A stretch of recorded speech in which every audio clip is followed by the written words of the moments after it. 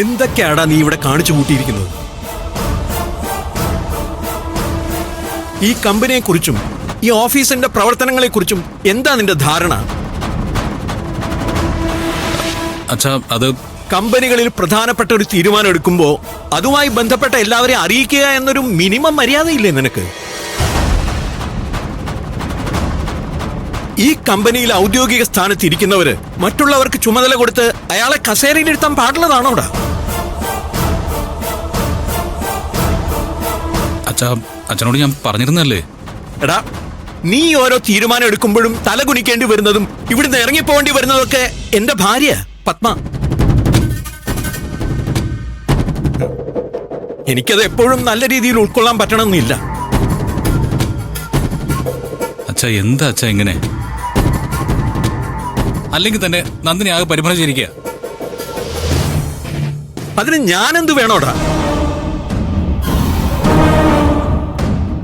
ഈ സ്ഥാപനം എങ്ങനെ ഉണ്ടായതാണ്, ഇതിന്റെ വളർച്ചയ്ക്ക് ആരൊക്കെയാണ് കാരണം എന്നൊക്കെ വ്യക്തമായിട്ട് അറിയാവുന്ന ആളാ ഞാൻ.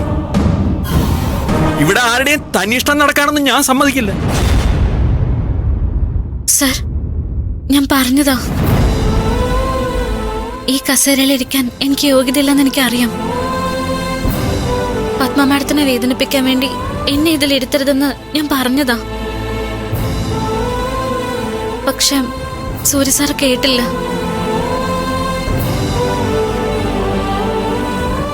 നിർബന്ധിച്ച് ഇതിൽ പിടിച്ചിരുത്തിയിട്ട് പോലും എനിക്ക് മനസ്സമാധാനം ഉണ്ടായില്ല.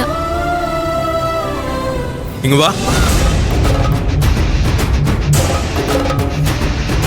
ഇങ്ങ് വരാൻ.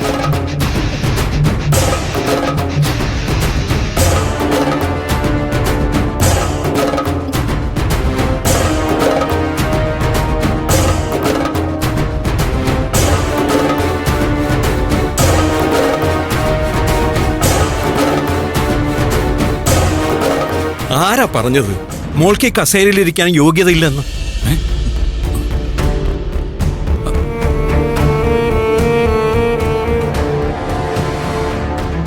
നിന്നെ കസേരയിൽ നിന്ന് എഴുന്നേൽപ്പിക്കാനല്ല, അച്ഛന്റെ അനുഗ്രഹത്തോടെ അവിടെ ഇരുത്താനാ ഞാൻ വന്നത്.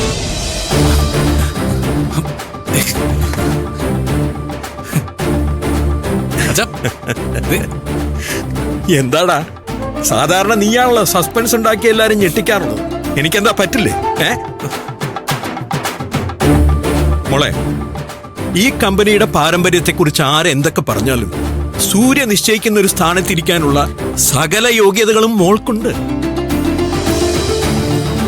അച്ഛാ, ചുമ്മാ മനുഷ്യനെ പേടിപ്പിച്ചു പറഞ്ഞല്ലോ. ഞാൻ കരുതി അങ്കിളും ആന്റിയുടെ വലയിൽ വീണുപോയെന്ന്. ഡാ മതി മതി മതി.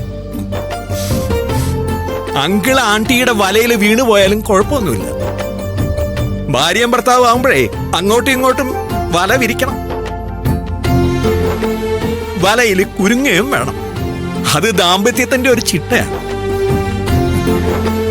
ആരതിയും നീയും തമ്മിലുള്ള ലൈഫില് നീ ഒന്ന് ശ്രദ്ധിച്ചാ നിനക്കും അത് മനസ്സിലാക്കാവുന്നതേ ഉള്ളൂ. മോളെ, അച്ഛന്റെ എല്ലാ അനുഗ്രഹങ്ങളും മോൾക്കുണ്ടാവും. മോൾ ആ സീറ്റിലേക്കൊന്ന് കയറിയിരിക്കെ, അച്ഛനൊന്ന് കാണട്ടെ. സർ, വേണ്ട സർ. അത് കൊള്ളാലോ. അച്ഛൻ ഗൗരവം മാറ്റിയപ്പോ അനുസരിക്കാൻ ബുദ്ധിമുട്ടുണ്ടോ? എങ്കിൽ ഞാൻ നേരത്തെ പോലെ ദേഷ്യത്തിൽ തന്നെ പറയാം. അയ്യോ വേണ്ട. എന്നാ പിന്നെ ഇരിക്കും മോളെ, ഇരിക്കേ.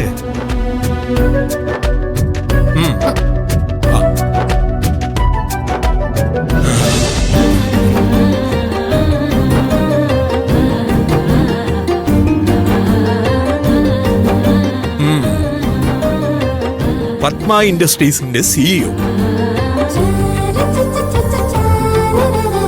അച്ഛന്റെ എല്ലാവിധ ആശംസകളും.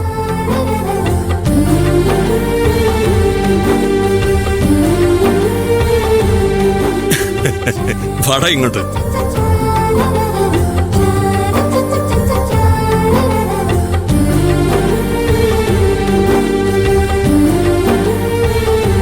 നന്ദിനിയുടെ യോഗ്യതകൾ വീട്ടിലെല്ലാവരും എന്നോട് വിശദീകരിച്ചു പറഞ്ഞു.